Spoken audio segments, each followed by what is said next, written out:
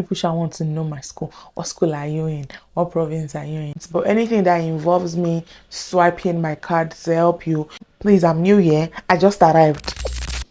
Hey guys, welcome back to my channel. My name is Lovelyn. Just in case you're seeing my face for the very first time, if this is your first time here or not and you haven't subscribed, please subscribe to my YouTube channel. Also turn on your notification bell so that you'll be the first person to know when next I post a video. So in today's video, I'll be responding to comments in my video. I realized that I have a couple of comments that I haven't responded to, and every time I try to start responding to these comments, I end up not being able to keep up. So I decided that today I'm gonna make a sit down video responding to all the comments that I haven't responded to in every video. So we'll start from the latest video to the oldest video. So I'm going to be responding to all the comment sections that inquire about relocation to Canada and visa related questions. If your question is not visa related question, I'm sorry, I might not be responding. And yes, let's get straight into today's video.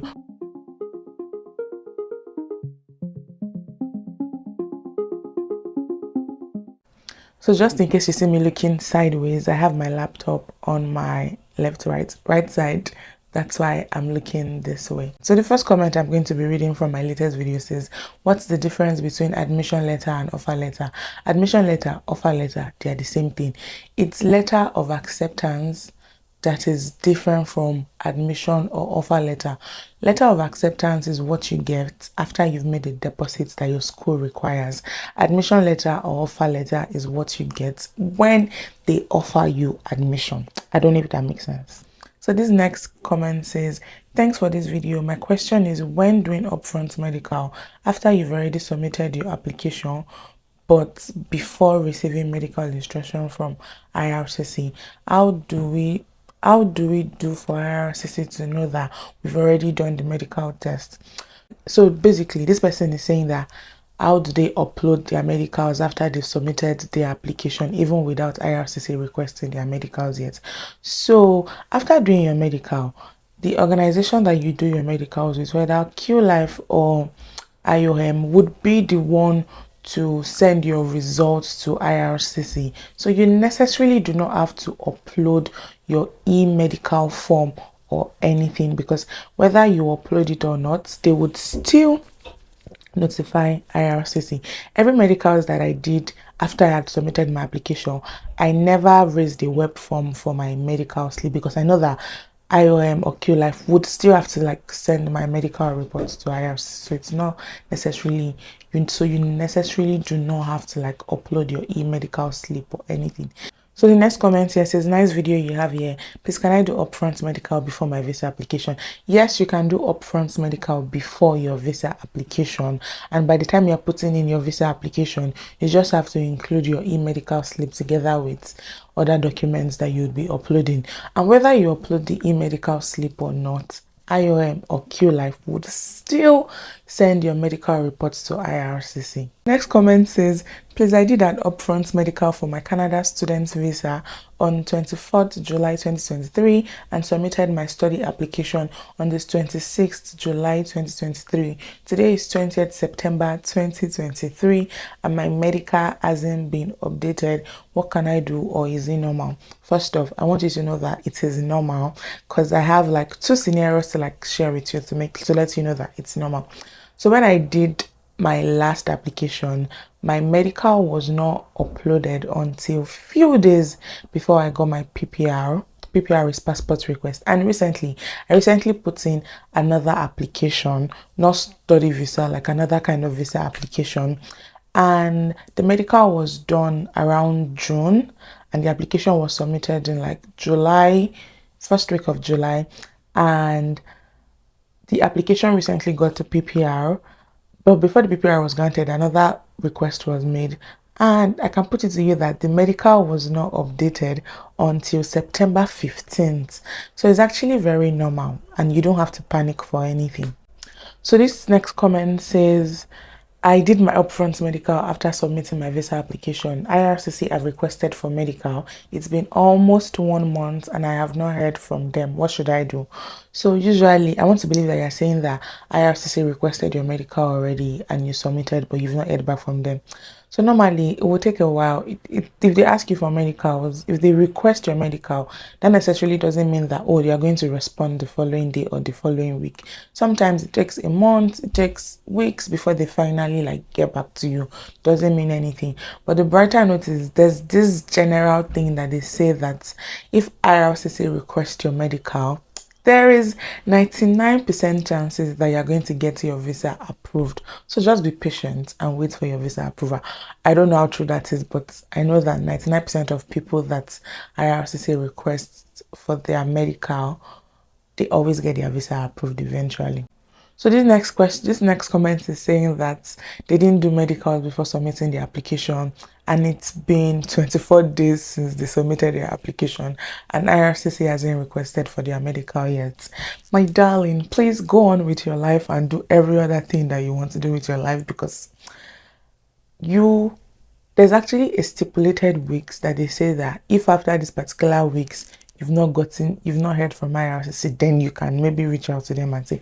It doesn't happen very fast. It takes a while. It might take 2 months, it might take 1 month, it might take 3 weeks, depending on how lucky you are. Just continue to be hopeful that it doesn't take so long before they request for your medical. The processing duration for study visa is about 11 to 14 weeks. I'm not sure. I'll confirm that and put it. So after after the 11 to 14 weeks or 12 weeks, I'm not sure, that is when you can now start saying, oh, maybe I should raise a web form to IRCC and ask what's going on. But if you're still within that the normal processing duration, then just be hopeful and keep waiting. So someone in the comments said, how can I get the gift of deed certificate? Does the bank give it?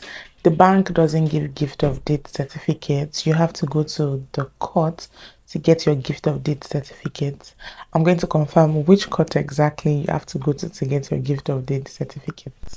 Another comment here says, when applying the second time, did you do another medical? Did you apply for another police certificate? Did you pay for visa fee again? Yes, you have to pay for visa fee again. For every application that you put in, you have to pay your visa fee again. The only thing you don't pay for again is your biometric fee, because your biometric is to last you for 10 years, and medicals would usually last you for a duration of 12 months. That's 1 year.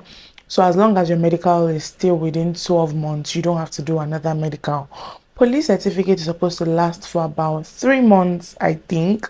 So I did like plenty police certificate. I did like about 3 or 4. I remember the last one I did, the man that used to help me had to pray for me and said that this would be your last police certificate. And that was actually my last police certificates that I did. Although when I was putting in my last application, my police certificate had expired already, but I was just over it, and I also didn't want to go back again to do another police certificate, because I was already feeling some type of way going every time to collect another police certificate. So I didn't do another one. But police certificate is to last you for a duration of 3 months. So if you want to do another one, you can. Although police certificate is not a compulsory document, but it's a highly recommended document, because even when you get to Canada, when you're trying to get jobs, you probably still need it, because some jobs would require that you provide the police certificates from your country pending the time that they run their own criminal records on you. I think I should just put this out there, because there's a comment that says it. The person says, oh, hello ma, would you help me apply for GCMS notes kindly? Tons and tons of people keep asking me if I can help them apply for their GCMS notes. Let me just say it now, even though I know that you people will still come back to ask me. I do not help people apply for GCMS notes. I do not help people apply for visa. All I can do is put you through based on my experience, but anything that involves me swiping my card to help you, even though I know that, oh, I'm not doing it for free, but anything that involves me using my card to help you pay for your visa or pay for your GCMS notes, I don't do it, because these things are some people's means of livelihood. Some people actually go to school to learn the in and out of all these immigration things, and doing all these things when you don't have like a registered company is somewhat illegal here, especially if I do it often. Anything can happen. So please, I'm new here. I just arrived and I'm trying to like keep it safe and all of that. So I'd recommend that you seek professional advice and professional help when it comes to certain things. Okay, please don't be offended. Thank you. And also, I get questions because when I put out my relocation story, like I was saying that I, deferred my admission like 4 times or 5 times. I can't remember what things I passed away.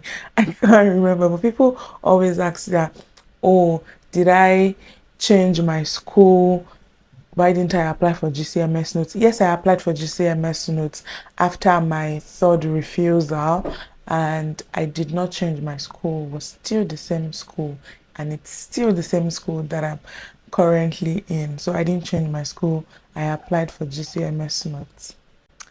This comment is very important that I say it, and I think that as long as I have a YouTube channel, I will forever get this particular comment and question, and I've just come to the conclusion that I need to get used to it and always repeat it. The person says, and I'm reading, can you kindly share the contact of the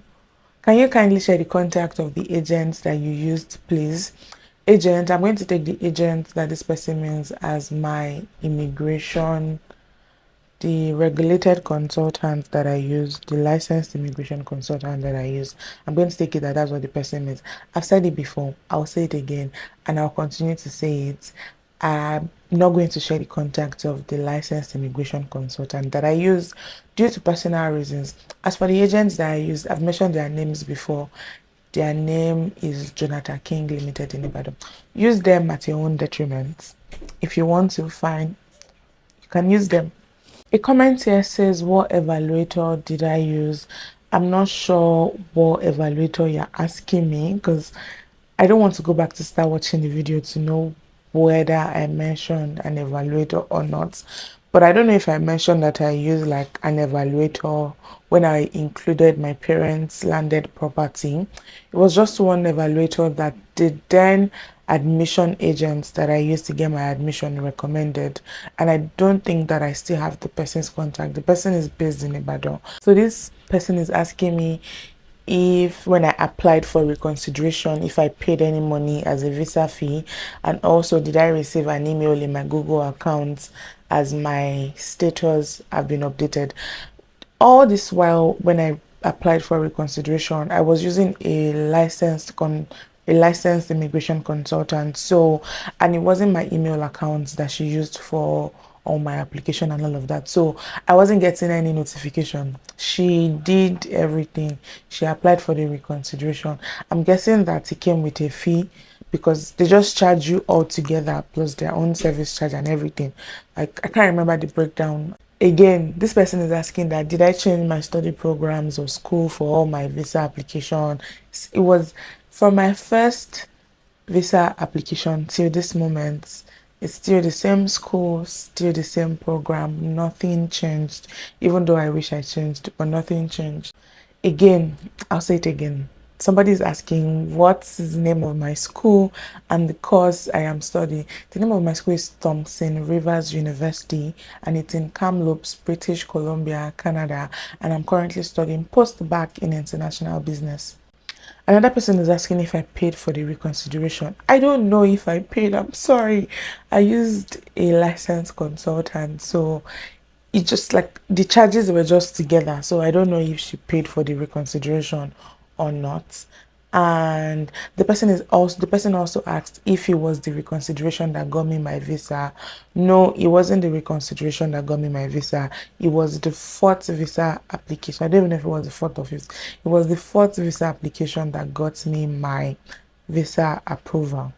So I've seen people say that, oh, they already got admission to one school and then they put in their visa application and their visa gets refused, and now they want to know if, because maybe they find like another school and another course that they want to do, and maybe that school is cheaper, and they want to know if that is possible. Yes, it's very possible. If your visa has been refused and you feel like, oh, you want to start the process again, you have a different school in mind and a different program in mind, yes, you can go on to do that. And when you're writing your letter of study, you can also like just chip it in there that, you know, based on your, when you're writing your letter of explanation, you can chip it in there that, oh, you know, this is a different school this time, and why you decided to go for this school, and why you decided to change your course, and all of that. This person asked how many months it takes after 3 times.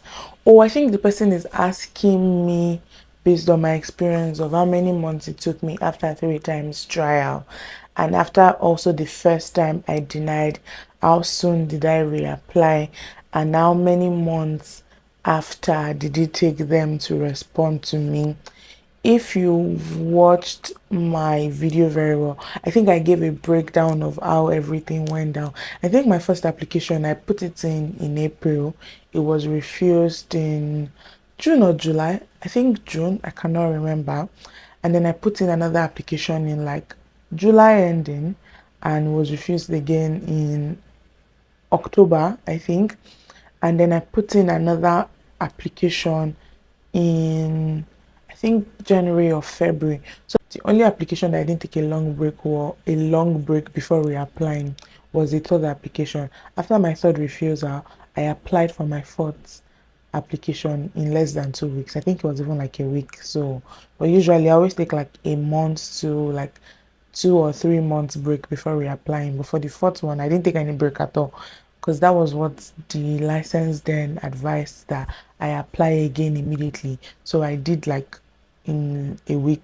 This person is asking what's post-secondary level of study, because they can't find anything like that in IRCC IMM form, but that's the level of study displayed on their LOA. I believe that post-secondary could be maybe a diploma or a certificate. It's either one of the two. It's either a diploma or a certificate. So maybe, you know, reach out to your school to confirm what exactly the post-secondary level is, so that you don't fill the wrong thing on your IMM form. So this next comment says, please, they wish to ask all this while when I was applying, did I have to like apply for another school admission again, or use the same admission letter, because their program says 5th of September and now their visa has been refused, and they want to know if you can use the same admission letter again. And I'm sorry, this is probably late because this has been like 3 months ago. Majority of the comments are like months ago, and I'm so sorry that I'm just responding. Life has been one kind. But yes, it was still the same admission, but I had to keep deferring so that the change on the admission letter so that the date on my letter of acceptance would change to like another semester. I don't know if that makes sense. So I kept deferring my admission. So every time I deferred my admission, say I already had my admission for like say September, this September that just passed, this September that we are in, not just passed because we're still in September. Say I already had my admission. So when I was putting in my application, it was supposed to be for this September and I get refused. Now I'm deferring my admission to like next year January, or next year April or May. So when you defer, the changes. You would have to like, you know, choose out. I don't know how many times your school can allow you defer. My school allows you to defer within a session. So like that. So when you defer, you get a new date for your LOA. Next comment says, if I can explain what my new bank statement was like. My new bank statement was pretty basic. As a matter of fact, it was that was like the least bank statements that I used. All the bank statements that I had used prior to that time was like times 4 of what I now finally used that got me my visa approved. So that's why I say sometimes just sprinkle the blood of Jesus on your application, because you never know, you never can tell. So say for example, this is just an example. Say for my first application, I used a proof of fund of like 5,000 naira that got my visa refused though. And then the last application that got me my visa approved, I used the proof of fund of 1,000. Sure, you see the difference, 5,000 to 1,000. Like there are a lot of comments asking, so I'm not going to like answer this one again. I keep saying, did I use the same school? Was it the same school? Was it the same course? All the time that I was reapplying again. Yes, same school, same course. It's safe to say that you people want the contact of the licensed immigration consultant I used by all means, because almost all the recent comments here are saying, can I get the contact of the licensed immigration consultants? Can I get the contact of your immigration this person? Can I get the contact of your immigration lawyer? Let me breathe. I'm sorry. I cannot share because I'm no longer ever in touch with this person, and I also would not recommend, based on things that I went through with the person. I don't want to go into details or anything, but due to personal reasons, I'm not going to share the contact of my licensed immigration consultant. So this comment is asking me that, did I get study and work permit once I landed? So when you land, what you get at your port of entry is called study permit. But on your study permit, is usually written there that you are allowed, the permits allow you to work on and off campus. Make sure you read it. But lately I've been hearing that due to the fact that, sometimes people lie about their financial status and all of that, they put just on campus for some people. But just pray that whoever you're meeting is kind enough to put on and off campus, because if it's just on campus, that means you're restricted to work just on campus. And who knows, what if you don't get a job on campus, so you know now work? People shall want to know my school. What school are you in? What province are you in? I've said it already. So someone commented on my video, said that they didn't know that there's somewhere to like submit your passports in Ibadan. There's actually nowhere to submit your passports in Ibadan. You either submit your passport to Lagos or Abuja. What I did in Ibadan was I used DHL to send it to Lagos. So I think I've answered all the comments in my videos that I haven't responded to. In case I did not read out your question and I did not respond to your question, it's probably because someone already asked something similar and I responded already. Yeah, I hope that you find this video helpful, and I'm sorry if it's coming too late, because majority of the comments are from like 2 months ago, 3 months ago, a month ago. Life has been lifing, but I hope that somebody out there still finds it useful, and I hope that it's still useful enough for you too. Yes, we've come to the end of this video. If you like this video, even if you do not like the video, please give this video a thumbs up and also leave a comment in the comment section. Don't forget to share the video. Also subscribe and turn on your notification bell so that you'll be the first person to know when next I post another video. I don't know why I'm dancing, but I'll see you again next time. Bye.